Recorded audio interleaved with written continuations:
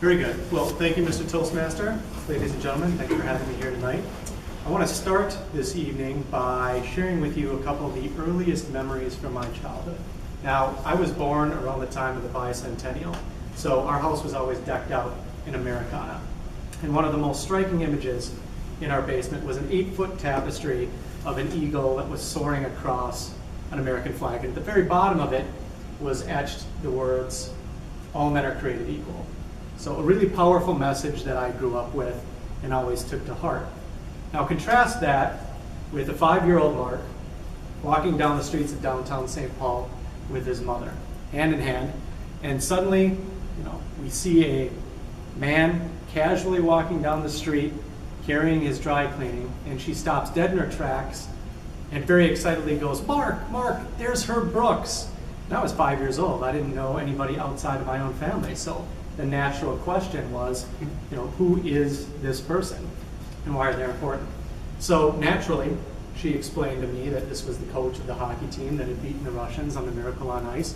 He was a local hero, and he was our hero because he was from our hometown. So I learned very early on that if all men were created equal, it was clear that they didn't stay that way very long.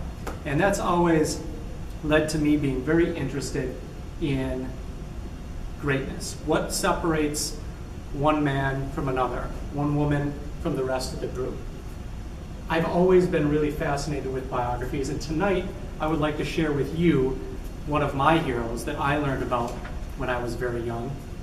And I want you to get to know him because I do think he's a fascinating subject. Now, when I was a small boy, I ate, slept, and dreamt baseball. It was all I do. And I was particularly interested in reading about the golden age of baseball. And the Twins didn't exist at that time. This is back before the 60s. But Minnesota had a lot of farm teams, minor league teams that would allow the players to practice before they got to the big leagues. So I read about these teams quite a bit, and that's when I learned about Lou Brock. So here's a very young Lou Brock. He played for the St. Cloud Rocks for a couple of seasons, and that was a farm team of the Chicago Cubs, which is why I became interested in him, because at the time when I was a kid, the Cubs were always on TV. But as most of you know, if you follow baseball, he didn't actually play very long for the Cubs because they called him up and he actually stunk. But good news was they traded him to another location. He got a fresh start, and he actually became famous for his prowess on the base paths. He actually stole more bases in his lifetime than any other player at the time that he played. 938 stolen bases. He held the record that had been set 50 years prior. So very impressive. Now, to his detriment, actually, he was so good on the base paths that people often forget what a good hitter he was. He was the 14th player to collect 3,000 hits over the course of his career. And if you consider the number of players that played the game, that's quite a feat. And most people don't remember that he was actually a very good clutch hitter. Of all the players who've played 20 World Series games, he has the highest batting average at .391. So that's exceptional. He's getting a hit almost 4 out of 10 times. What's good is considered about 2.5 times out of 10. So it's not a surprise then that he made it to the Hall of Fame. Now, all of that is enough in itself to consider somebody exceptional, but as I peeled back the layers and learned more about Lou Brock, there was actually quite a bit more to him. He's actually a man of exceptional intellect. He actually went to school on a mathematics scholarship, never intended to play baseball. Just happened to get a C in a philosophy class. He lost his scholarship in math and therefore had to start playing baseball so that he could continue going to school. They pay him to go to school if he played baseball. But he continued to use his superior intellect over the course of his career and beyond. He was among the first players to use technology to improve his game. He would take 8mm videos of the pitchers that he would face and would use the tendencies that he saw in those videotapes to actually improve his game. He would be able to exploit the opposition. After his career, he began a florist empire in his adopted hometown of St. Louis that remains to this day. So a fantastic businessman, and interestingly enough, owns several patents. He's also an inventor. And one of the more nifty ones that he came up with is something called the Brockbrella. So here's a picture of him wearing the Brockbrella. It's actually an umbrella that you wear on your head. It allows you to either play or watch baseball with allowing your hands to move free without holding an umbrella and stay dry at the same time.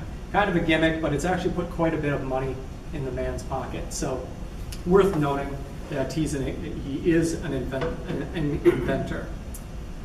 Now, all this success in baseball and beyond would obviously go to a lot of people's heads, but he's managed to remain remarkably grounded. He's a very humble and service-oriented individual. He's won several awards given to him by Major League Baseball for his charity work, including the Roberto Clemente Award, which is considered the highest achievement in baseball outside of the playing field. He and his wife are actually ordained ministers as well. They are the official chaplains of the Hall of Fame in Cooperstown, New York. And they use their time outside of that chaplaincy to start raising funds for individuals who can't afford to go to college. So they run scholarship programs in minority communities to allow folks to better themselves. But he's most well known for his work in the realm of diabetes.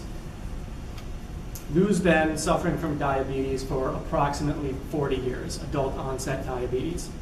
And in a tragic and ironic fate, he actually lost his leg 3 years ago to the disease. But even before then, he went around the country giving speeches on the importance of glucose testing, proper nutrition for those who are at risk. And that's where I met Lou Brock. I was able to introduce him to his audiences while he was here in the Twin Cities, and giving talks a little bit like this before he would stand up and speak and give his spiel. But what struck me most was that after the fact, he took a real interest in me. He asked me questions about what I wanted to do, where I was going, how I was going to get there. And that's what really sets him apart from the other folks that I've read about who are considered great. He recognized a divine spark that existed in everybody he interacted with. He truly understood, as a great man, that all men are created equal. And wouldn't it be great if the rest of us would do the same day to day? Thank you very much.